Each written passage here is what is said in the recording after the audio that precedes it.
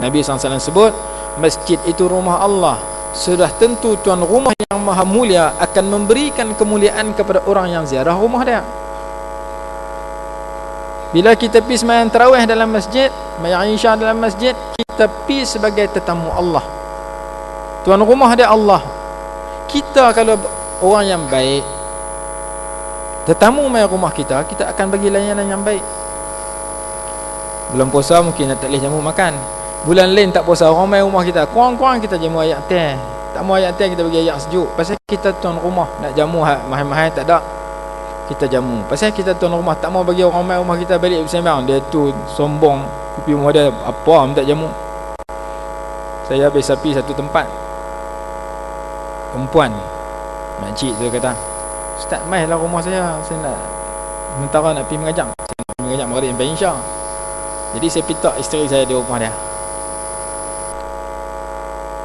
Dia boleh bancuh hayang depan isteri saya minum seorang-seorang. Dia kata isteri saya, "Duduk sana nak minum hayang." Bancuh. Tuan rumah bagi bila hayang liak tetamu, minum tunjuk sembang minum. Yang tetamu tengok, apa tak bancuh kat aku. Dia kata, "Tunggu lah, saya minum dengan ustaz. Ustaz balik saya jamu." Tak pergi dah.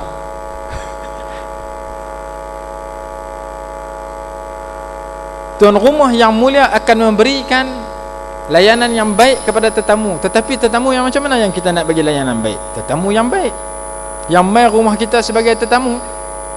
Tapi kalau dia mai rumah kita, dia buat macam rumah dia, kita kata buat macam rumah sendiri, dia buat sungguh.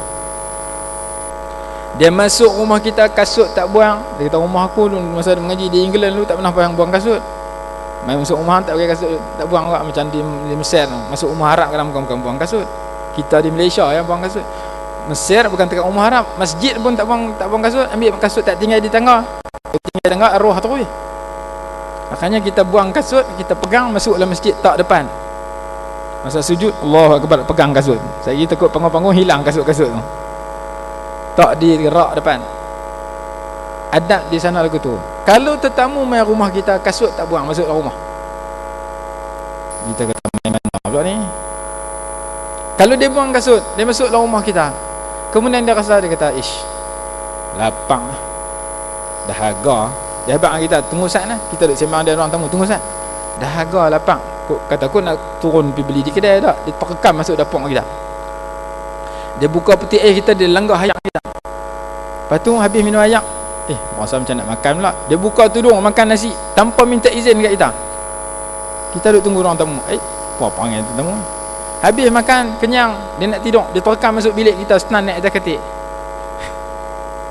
Apa perasaan kita sebagai tuan rumah? Hang mai rumah aku, hang rasa macam rumah hang. Hang nak makan tak minta izin, terpa api dapur aku. Hang nak minum tak minta izin, buka peti air aku. Hang nak tidur terus naik atas tilam aku. Kita pegang kayu, kita halau dah. Hang tunggu aku ke handuh. Hang jangan mai dah. Pasal tetamu tu kurang sopan. Dia mai rumah kita, kita pergi rumah orang tak jamu pun tak boleh marah sebab rumah dia. Tak boleh tak jamu ayam, tak jamu makanan, tak boleh. Habis sangat pun kita nak qada hajat, nak minta guna tandas, tu boleh gagah. Tapi kalau kita pergi rumah orang, kita buat ikut suka kita, tuan rumah itu akan marah. Kerana hang tetamu, aku tuan rumah. Demikian juga kita dengan Ramadan, demikian kita dengan Allah, demikian juga kita dengan masjid. Kita main masjid, kita adalah tetamu Allah. Kita masuk kaki kanan, keluar kaki kiri, kita niat i'tikaf, kita duduk dalam bersopan. Jangan kita sembang dalam masjid sama dengan kita sembang kedai kopi. Kita sembang dalam masjid sama dengan buat macam rumah kita. Rumah kita, kita nak tidur kelentang kan, nak tidur miring boleh. Dalam masjid kita pergi tidur ikut suka kita. Kadang-kadang nera tumpah di masjid, kotak tok siap marah. Rumah kita, kita nak buang sampah dalam rumah kita, orang lain tak boleh marah. Rumah kita sendiri, dalam masjid tak boleh buang sampah, kan rumah Allah. Walaupun Tok Siap tak marah, Allah marah.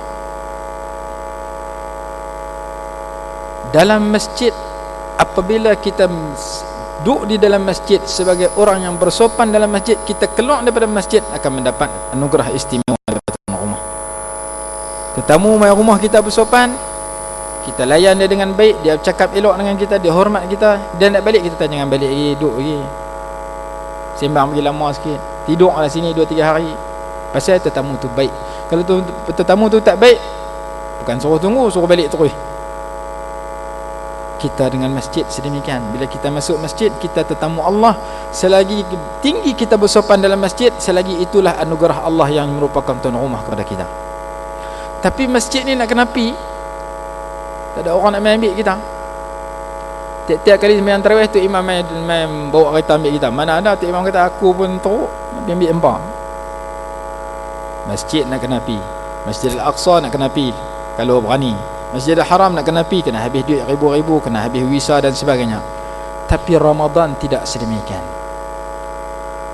Tempat yang mulia kita kena buh minyak kereta, buh minyak motor, tumpang kawan kalau tak bawa sendiri untuk kita tinggalkan rumah kita, tinggalkan tilam kita, tinggal TV kita, pi tempat tu. Tapi Ramadan kita tak kena pi kat dia, dia mai kat kita. Tetamu yang mulia yang bernama Ramadan, dia bila dia mai, dia menghadirkan diri kepada diri setiap lelaki dan perempuan di mana saja dia berada. Duduk dalam masjid dia mai, duduk dalam rumah dia mai, duduk dalam atas gunung jerai pun dia mai, duduk dalam kapal selam dalam laut pun dia pi. Ramadan bila datang, dia pi kepada semua orang di mana dia berada. Tinggal kita, cara kita sambut Ramadan dulu ke mana. Kita bersopan dengan Ramadan kan, kita kurang ajak dengan Ramadan. Kalau Ramadan datang sama dengan kita kelaku dengan bulan tak Ramadan, bulan Ramadan tak Ramadan, kita tak ada orang bulan tak Ramadan sebelah bulan dia tak sembahyang, Ramadan mai pun tak sembahyang 5 waktu juga, berarti dia kurang ajak dengan Ramadan. Bulan tak Ramadan dia buat dosa, bulan Ramadan pun dia tak puasa juga, dia buat dosa, dia kurang ajak dengan Ramadan. Bulan tak Ramadan dia buka aurat ketika keluar rumah pergi pasar, bulan Ramadan pun dia pergi pasar Ramadan buka aurat juga, dia kurang sopan dengan Ramadan. Orang sedemikian bukan tekan dia berjumpa Ramadan pi tanpa dapat pahala, bahkan dosanya berlipat kali ganda. Kata dalam hadis yang diriwayatkan oleh Al-Imam At-Tabarani rahimahullahu taala, dinyatakan sebagaimana pahala kebajikan pada bulan Ramadan itu digandakan, wa kadzalika as-sayyi'at, demikian juga dosa bulan Ramadan digandakan.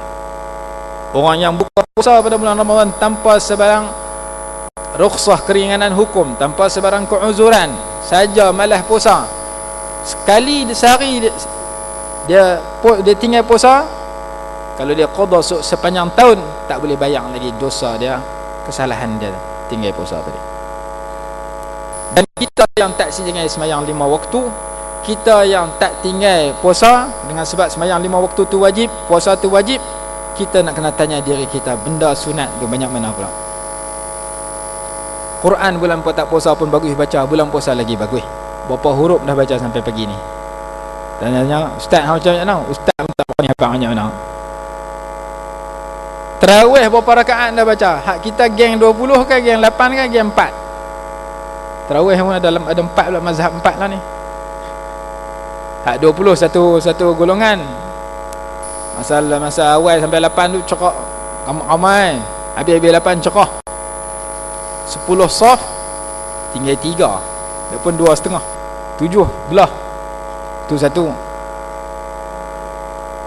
Yang baca jadi imam pun macam-macam lah. Ada yang baca panjang, ada yang baca semuka, ada yang baca pendek, ada Alha qul huwallah. Kita dah komplain apa dia baca tu. Tak apa, janji pergi sembahyang tarawih sudah. Kalau tak sembahyang langsung, baik sembahyang tarawih. Ada yang sembahyang terlupa masa duduk baca Quran, pergi baca 1 rakaat. Sembahyang 1 rakaat. Makmum masjid berdiri teguk. Ada satu masjid, bukan masjid, surau. Tak jauh mana. Tu imam sembahyang 1 rakaat. Makmum masjid berdiri teguk. Tu imam masjid rakaat pertama terus duduk. Makmum subhanallah, tu imam tak bangkit. Subhanallah, teguk yang kedua tak bangkit. Subhanallah 3 kali, tu imam tak bangkit juga. Cuy. Makmum marah kata imam, cuy. Dia kata-kata cuy tu dia belah keluar pergi naik motor, perderah balik terus. Dah lah sembahyang 1 rakaat, orang teguk tak mau dengar. Cengih makmum tu. Kalau terlupa macam mana kadang-kadang. Dan saya pernah ikut, memang ada yang terlupa. Yang jelasnya 9-10 hari kita puasa, kita masuk berapa rakaat kita sembahyang tarawih, berapa rakaat kita sembahyang tahajud, berapa rakaat ibadat yang kita lakukan lebih daripada bulan yang tidak puasa, duha ke apa semua, nak kena tanya. Dalam kitab Sahih Bukhari, dalam kitab Syahrul Ramadan karangan seorang Syekhul Azhar, dia kata orang dulu bila datangnya Ramadan, mereka himpun yang pertama puasa, yang kedua Quran, yang ketiga sedekah. Orang buat more contohnya, bagi sumbangan untuk orang buka puasa. Jadi bila datangnya bulan Ramadan, kita nak tanya diri kita, buat ibadat pada bulan Ramadan ini, sebahagian daripada Ramadan, baki lagi banyak, macam tahun lepas ke ataupun lebih baik pada tahun lepas? Mata aku, telinga aku jaga, lebih baik pada tahun lepas ke ataupun macam tahun lepas? Ataupun dia serupa bulan tak puasa sebelah bulan yang lalu? Bulan puasa tengok TV sehari 10, bulan tak puasa TV sehari 10 jam, bulan puasa pun tengok TV sehari 10 jam juga, ataupun tak tengok TV langsung. Hak tu kita nak tanya, kerana dalam adab Ramadan disebut tentang saumul basar, puasa mata, saumul lisan, puasa lidah, puasa telinga dan sebagainya. Lagi satu, Ramadan ni bulan doa mustajab. Di antara yang disebutkan dalam surah Al-Baqarah, ayat yang cerita tentang puasa pada muka surat kiri dalam Al-Quran sebelah kiri, di bawah sekali ayat tentang doa. Ya ayyuhalladzina amanu kutiba alaikumus siyamu kama kutiba alal ladzina min qablikum la'allakum tattaqun. Bawah sekali, wa idza sa'alaka ibadi anni qarib, wa idza sa'alaka ibadi anni fa inni qarib ujibu da'watad da'i idza da'an falyastajibu li wal yu'minu bi la'allahum yarshudun. Bila ada orang tanya kamu tentang aku, bagi tahu aku itu dekat. Allah Taala kata, hendaklah mereka berdoa kepada aku. Falyastajibu, mohonlah aku makbulkan doa dia, dan hendaklah beriman kepada aku. Jadi salah satu nama Ramadan ialah syahru, bulan doa mustajab. Al-Imam Ibnul Jauzi rahimahullahu ta'ala, dia kata bulan Ramadan ini adalah bulan terbaik dalam setahun, dan setahun itu ada 12 bulan. Seumpama anak-anak Nabi Yaqub alaihi salatu wassalam yang berjumlah 12 orang.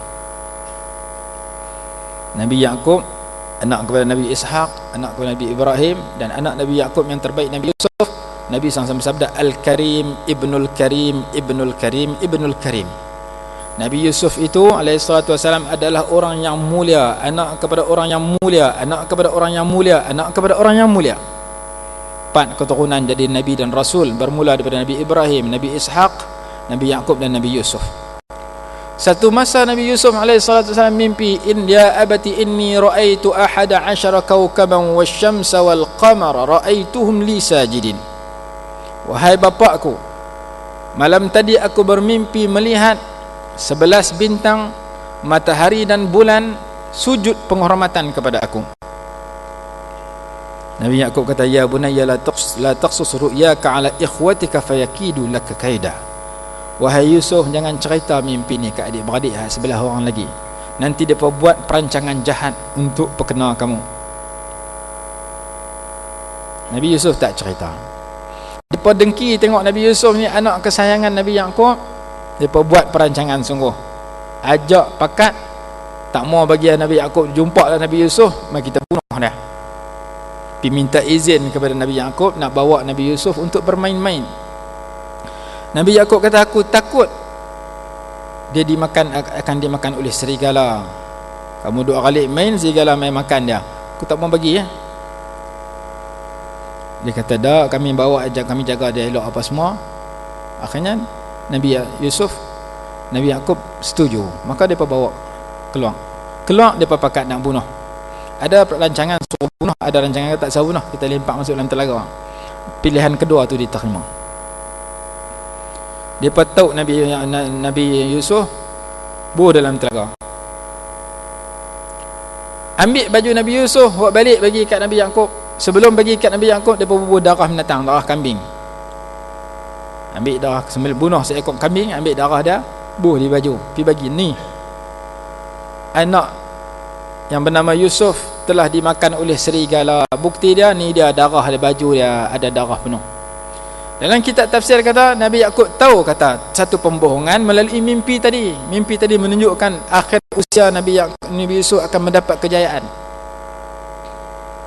Yang kedua, baju depa berdarah tadi tak koyak. Depa dah berdarah tapi terlupa koyak. Kalau serigala makan tentu terkoyak. Takkan serigala bersopan meter tu. Dalam cerita surah Yusuf ada 3 jenis baju. Qamisul jafa wa qamisul naja wa qamisul shifa.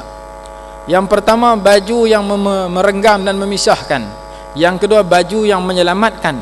Yang ketiga, baju yang menyembuhkan. Sewaktu dia bagi baju, Nabi Yaqub kata fasabrun jamil. Nabi Yaqub kata inni ashku bassi wa huzni ila Allah. Aku mengadu kesedihanku hanya kepada Allah. Dan dia tahu itulah saat berpisahnya dengan anak kesayangan Nabi Yusuf alaihissalatu wassalam. Ringkas cerita, ada rombongan lalu kot telaga tu, nak ambil ayak. Tahu jumpa orang, tahu timba jumpa orang.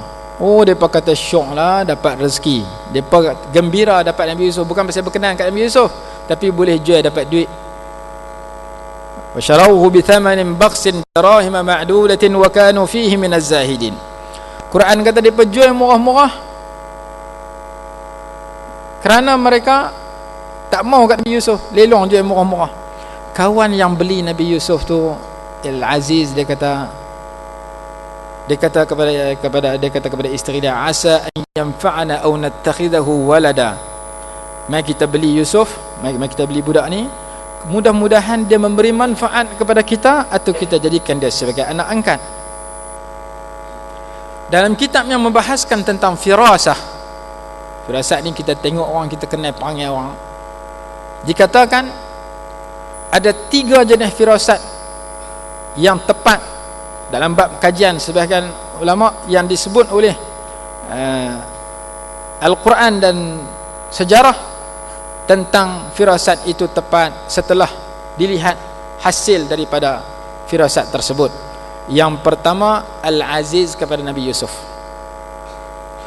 Boleh jadi dia bagi manfaat, memang bagi manfaat sungguh. Lepas tu jadi Nabi dan Rasul yang membawa hidayah kepada mereka dan membawa kebahagiaan kepada negara mereka.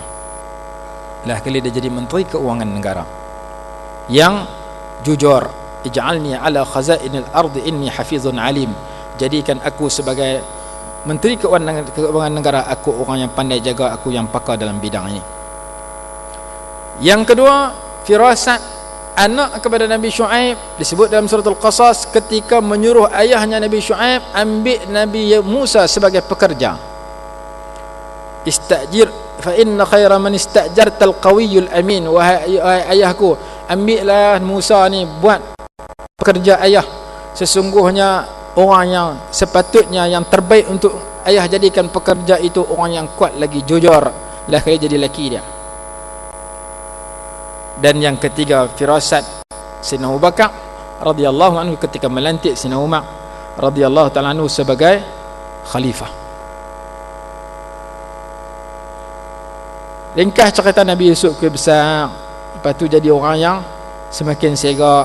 Lah kali perempuan tu berkenan kat dia, bini kepada menteri tadi yang beli dia tu, orang yang mulia tadi.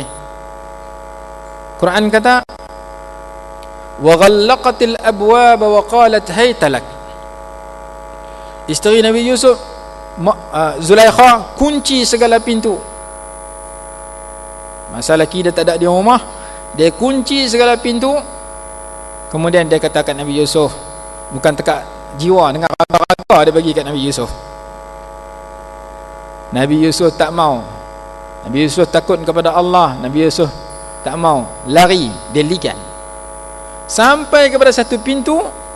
Dia tarik baju, dapat tangkap baju Nabi Yusuf, dia tarik. Masa tarik tu terkoyak. Masa terkoyak tu bertembung dengan suami dia. Terus dia tukar tajuk. Dia kata Yusuf ni, dia kata ni jahat pasal nak rogol dia.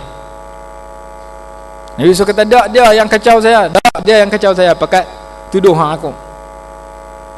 Last sekali nak menyelesaikan siapa yang benar, siapa yang salah, diwujudkan seorang saksi.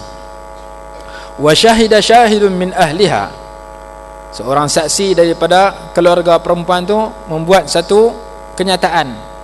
In kana qamisuhu qudda min duburin, in kana qamisuhu qudda min qubulin fasadaqat wa huwa minal kazibin.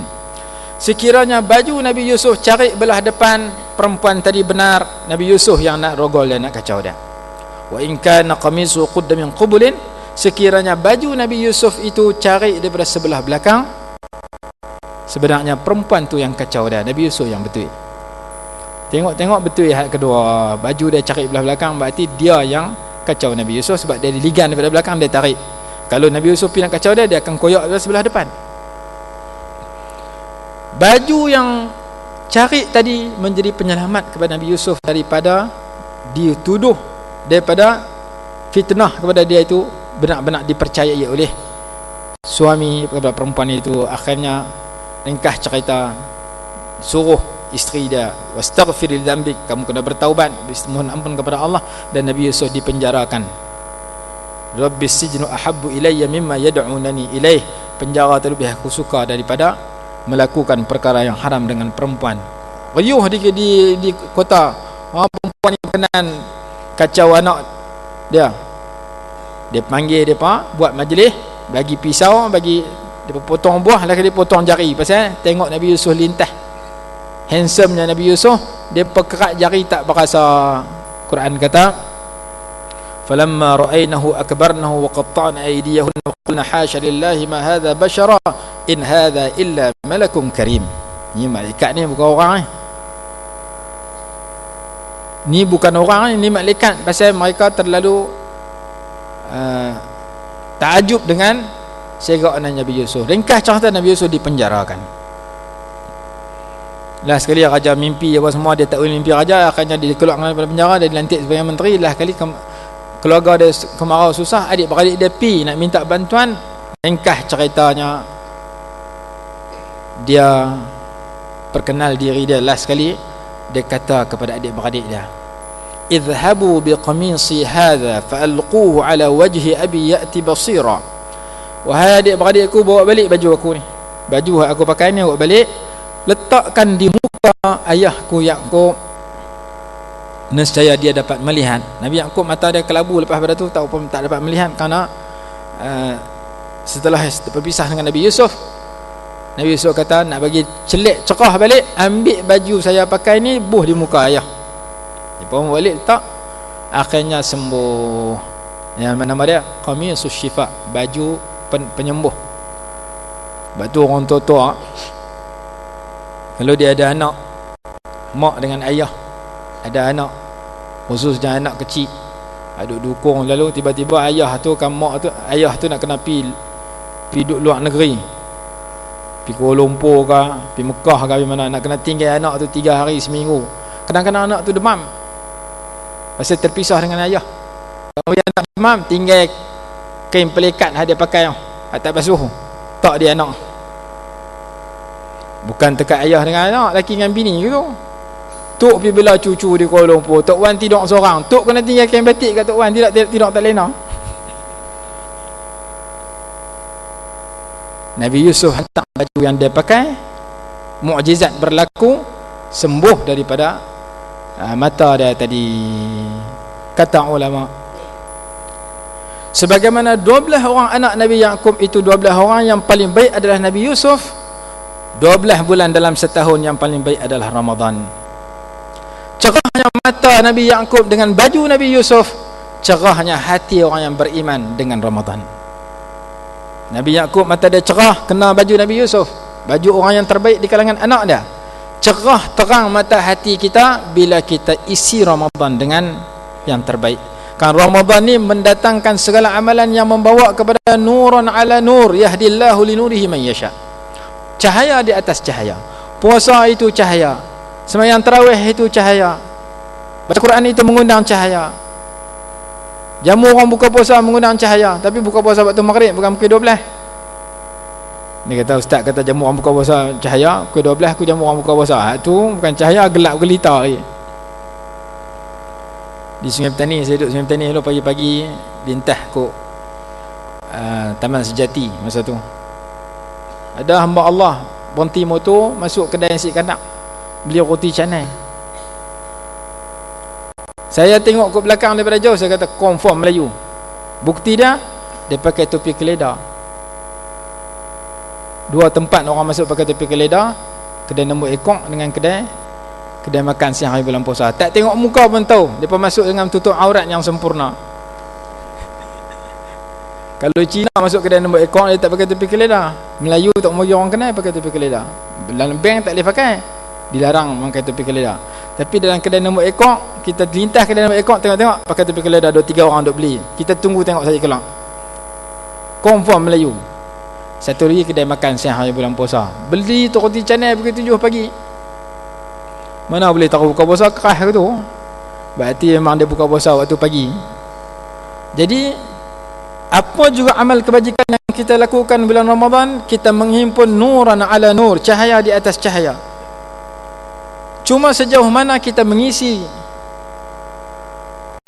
dia buat apa ni?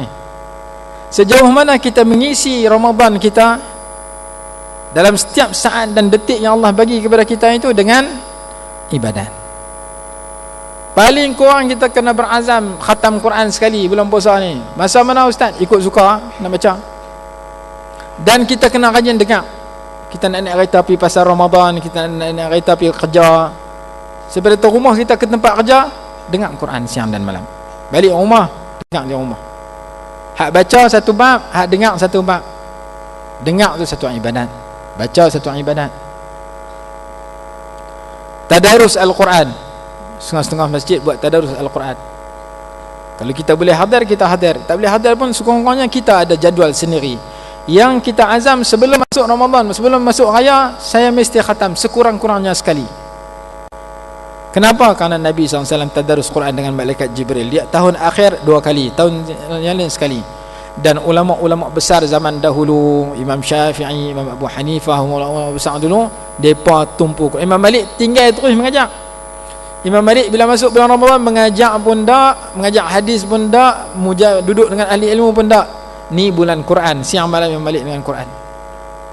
Begitu juga Imam Hasan Basri, begitu juga Imam Sufyan Al-Thawri. Ulama-ulama dulu bila masuk bulan puasa, di samping mereka puasa, di samping mereka sembahyang tarawih, hak nombor 3 mereka jaga ialah sejauh mana, sebanyak mana mereka membaca Al-Quran. Sehingga akan disebut dalam sejarah, Allah bagi satu karamah kepada Imam Syafi'i, bulan puasa sehari 2 kali khatam, 30 hari 60 kali khatam.